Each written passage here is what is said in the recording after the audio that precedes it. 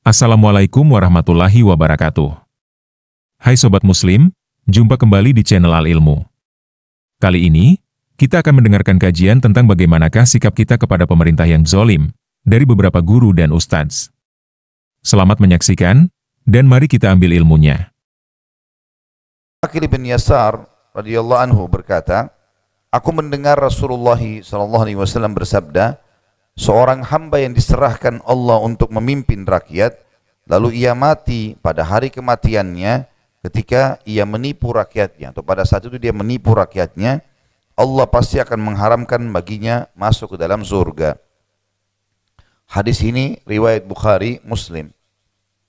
Yang dimaksud dengan hadis ini berhubungan dengan bab kita masalah akhlak yang buruk adalah khianat, berkhianat. Karena di sini maksud daripada hadis, tidak ada seorang hamba yang Allah amanahkan kepemimpinan, kemudian dia mati sementara dia gasyun. Gash di situ adalah menipu rakyatnya, mengkhianati mereka. Ya. Kecuali pasti Allah akan haramkan baginya surga. Tentu hadis ini menjelaskan tentang masalah kepemimpinan. Ya, siapapun yang diberikan pimpinan, bisa pemimpin negara, bisa pemimpin lembaga, diberikan amanah. Lalu dia menipu mereka. Menipu ini banyak babnya. Misal, menipu dengan kata-kata, menipu dengan perilaku, menipu dengan janji-janjinya. Ini semua adalah masuk dalamnya. Misal dengan kata-kata, dia mengatakan, baiklah nanti saya naikkan gajinya. Nanti saya begini, nanti saya akan berikan janji. Bohong, dia tahu dirinya dia tidak akan lakukan itu. Maka ini masuk dalam masalah gash atau menipu. Ya. Banyak orang mau jadi presiden, mau jadi raja, janjinya banyak sekali. Akan begini, akan begitu, saya akan begini, saya akan begitu. Bahaya, kalimat ini berat, pertanggungjawabannya di depan Allah Subhanahu wa ta'ala. Kita kalau punya masalah sama tetangga saya satu orang, itu sudah cukup habisin pahala kita hari kiamat. Ibu dan bapak sekalian parkir mobil sembarangan depan rumahnya, ambil manggahnya kah? Atau apalah, kita ganggu tetangga itu. Ya. Yang punya pohon mangga ketawa rupanya. Jadi seperti itulah. Ya. Bagaimana seseorang itu merusak hubungan sama tetangganya saja, satu orang, apalagi kalau tiap hari dia bermusuhan dengan tetangganya, sudah cukup habisin pahalanya. Bagaimana kalau dia menipu rakyat yang banyak? Dijanji saya akan makmurkan kalian, padahal semuanya orang menderita. Ya. Ini naik, itu naik, ini masalah, itu segala macam hukum. Ini bahaya sekali ini. Satu orang habisin pahala, apalagi kalau ke Indonesia 200 juta. Ya. Orang yang berlumba-lumba kejar menjadi pemimpin itu nggak berpikir panjang. Kan? Berat itu. Tanggung jawabnya berat hari kiamat itu. Kita tahu para sahabat lari dari kepemimpinan. Lari, tidak mau sembarangan, walaupun mereka layak untuk itu. Nggak ada yang secara khusus mengejar gitu. Kecuali kalau sudah ditunjuk, harus ya, kepepet keadaannya baru mereka ambil alih. Kalau enggak, mereka enggak mau. Lari. Bahkan para tabi'in lari dari kedudukan-kedudukan yang tinggi. Seperti larinya Sufyan ats-Tsauri dari kedudukan hakim. Karena memang dia tahu, ini nanti akan masalah. Sampai khalifah memaksa dia enggak mau. Dia lari, tinggalkan kota Mekah. Kan? Karena memang dia merasa dia tidak layak, dia tidak mau. Takut nanti salah hukum, ada musuh pada hari kiamat. Gitu kan? Jadi harusnya orang berpikirin hati-hati dalam masalah ini. Kata-kata bisa juga masuk dalam dari janji-janji atau perilaku atau gerakan-gerakan ya, tubuh. Ya, biasanya ada orang memberikan isyarat tapi dia menipu misalnya dengan isyaratnya, memberikan dukungan yang salah, mungkin dengan kedipan matanya, mungkin dengan isyarat mulutnya menganggap remeh orang lain, mungkin dengan tangannya. Ini semua masuk di dalam masalah gash atau menipu orang lain, gitu kan? Ada orang kinerjanya buruk tapi dikasih jempol, gitu kan? Salah ini, nggak boleh menipu orang. Salah ya salah. Seorang muslim hidupnya jelas. Salah benar-benar. Nggak ada tengah-tengahnya. Nggak bisa digabung, bercampur baur nggak bisa. Halal jelas, haram jelas. Di antaranya samar-samar. Siapa yang menjerumuskan dirinya pada samar-samar, dia menjerumuskan dirinya pada yang haram. Nggak bisa.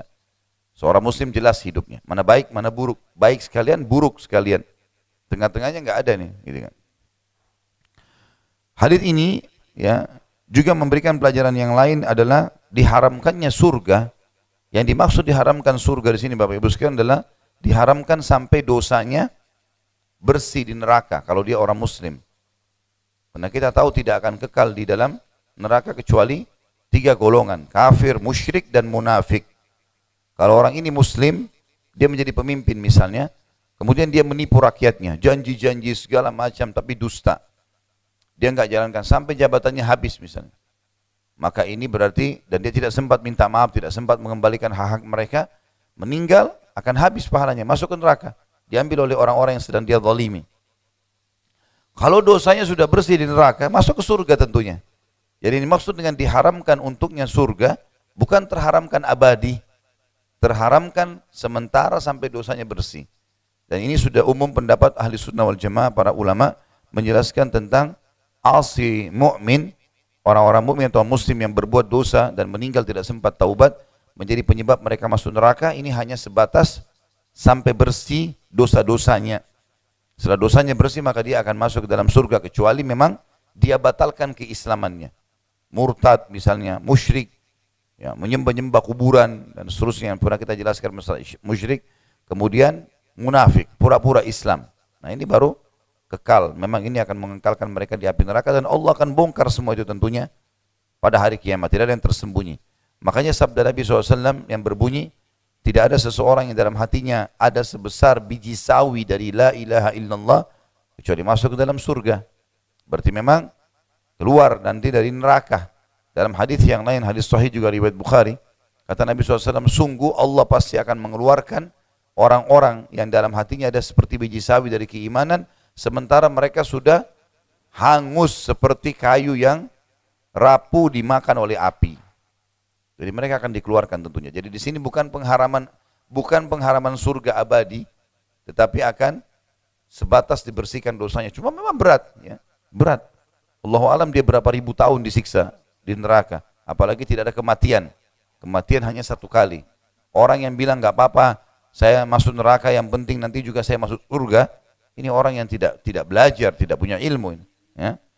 Kalau saya pernah bilang, kalau ambil korek gas saja bakar ibu jarinya sendiri berapa detik sudah panas, 1 menit bisa matang. Bagaimana kalau tiap hari api melekat di tubuhnya dan tidak ada kematian, hangus dikembalikan lagi, untuk apa?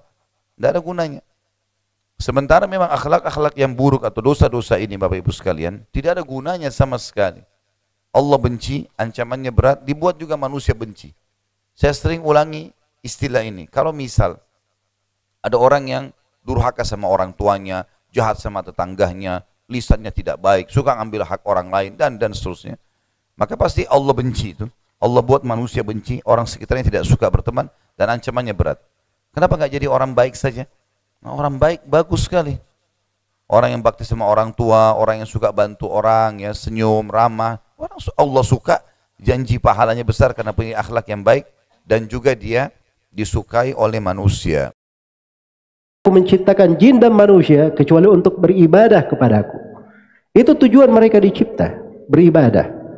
Ya, karena itu umat Islam, pikiran mereka yang paling banyak adalah bagaimana berbuat ketaatan, beribadah kepada Allah dengan sebenar-benarnya, agar supaya bisa selamat di sakaratul maut, bisa selamat di alam kubur, dia bisa selamat dari pertanyaan ketika menghadap kepada Allah, bisa masuk surga, dijauhkan dari api neraka. Itu umat Islam. Jelas ya? Karena itu orang yang benar keislamannya, dia tidak terlalu banyak keinginan pada hal-hal yang mengandung perpecahan. Iya. Gampang dibakar pada perkara-perkara yang mengandung kebencian. Karena itu Rasulullah SAW ketika memberi kaidahnya di atas hal ini. Ketika beliau kabarkan akan terjadi nanti, akan datang penguasa-penguasa yang zalim. Ya. Dan luar biasa ya dari kezalimannya. Diterangkan di dalam hadis riwayat Muslim, sayakunu ba'di a'immatun yastannuna bighairi sunnati wa yahtaduna bighairi hadi. Akan datang setelahku para pemimpin, mereka mengambil sunnah selain daripada sunnahku, mengambil petunjuk bukan dari petunjukku. Wa yaqumu fihim rijalun qulubuhum ka qulubis syayatin fi juthmani inth. Akan berdiri di tengah mereka sekelompok lelaki, hati-hatinya seperti hati syaitan di jasad-jasad manusia. Perhatikan penggambarannya ya, luar biasa, mengerikannya. Hudzaifah bertanya, Rasulullah, kalau saya dapati yang seperti itu, apa yang saya lakukan? Kata beliau, tasma'u wa tuti'u wa in duriba dhuhruka wa ukhidha maluka isma' wa ati'. Kata beliau, kamu dengar dan taat kepada pemerintah. Walaupun dipukul punggungmu, diambil hartamu, dengar dan taat. Ya, tidak diberi rincian oleh Nabi. Lihat dulu, barangkali ini pemerintah ini ya keliru. Ya, ada kebijaksanaannya yang harus kita tentang. Ya. Jelas ya? Nah, diberi rincian seperti itu oleh Nabi. Sebab itu bertentangan dengan makna penghambaan. Ya. Kalau dia ingin memperbaiki, bukan begitu caranya. Bukan dengan cara berbuat kerusakan, memecah belah. Datangi pemerintahnya, nasihati secara langsung. Ya. Itu caranya. Kalau dia tidak bisa seperti itu, dia cari kepada orang yang bisa menyampaikannya. Dia tidak dapat, dia bersabar, berdoa kepada Allah. Ya. Tidak ada yang berkata, oh masa kita sabar terus, sampai kapan mau sabar? Sabar itu ada batasnya. Ya, kalau sabar ada batasnya, bukan sabar lagi namanya. Ya sabar memang seperti itu, sabar. Jelas ya?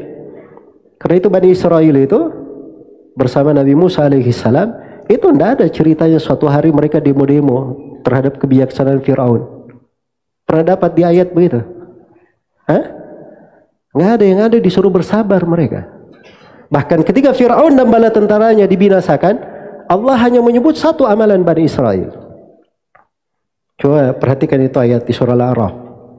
Wa awrathna al-qawma alladhina kanu yustad'afuna masyariqal ardi wa magharibaha allati barakna fiha wa tammat kalimatu rabbikal husna ala Bani Israel bima sabaru.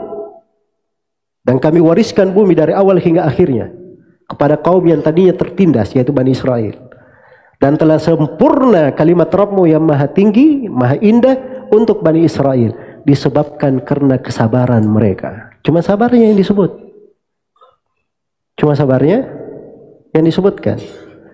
Karena itu tidak usah mendengar masuk ke dalam rincian-rincian. Itu bukan urusan kita.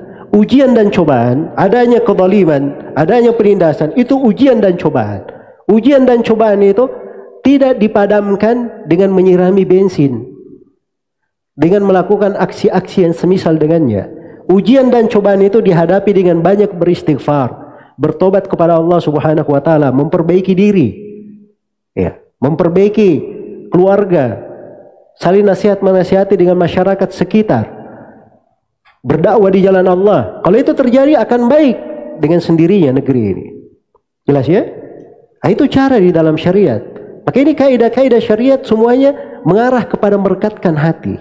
Bukan membuat perpecahan atau menambah perpecahan atau membiarkan orang-orang yang berbuat perpecahan di tengah umat Islam tanpa diingatkan bahaya-bahayanya. Kalau Anda menemukan penguasa yang kemudian ternyata tidak sesuai, ternyata berbuat zalim, Anda juga tidak boleh mendukung mereka. Tidak boleh mendukung mereka. Sebagaimana Anda tidak boleh memberontak, Anda pun tidak boleh mendukung. Apa kata Nabi SAW terhadap Ka'ab bin Ujrah? A'adakallahu min imarati sufaha.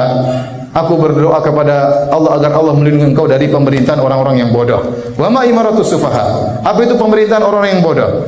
Qala umara'u yakununa ba'di la yahtaduna bihadi. Ada penguasa-penguasa yang ada datang setelahku, mereka tidak mengambil hidayah dariku. Wala yastannuna bi sunnati, mereka tidak mengambil mengikuti sunnah-sunnahku. Faman saddaqahum bikadzibihim wa anahum ala dzulmihim fa ulaika laisu minni. Barang siapa yang membenarkan penguasa-penguasa yang bodoh tersebut, kemudian membantu mereka atas kezaliman mereka, maka mereka bukan dari golonganku. Walastu minhum, dan aku bukan dari mereka. Wala yariduna ala haudi, dan mereka tidak akan datang di telagaku.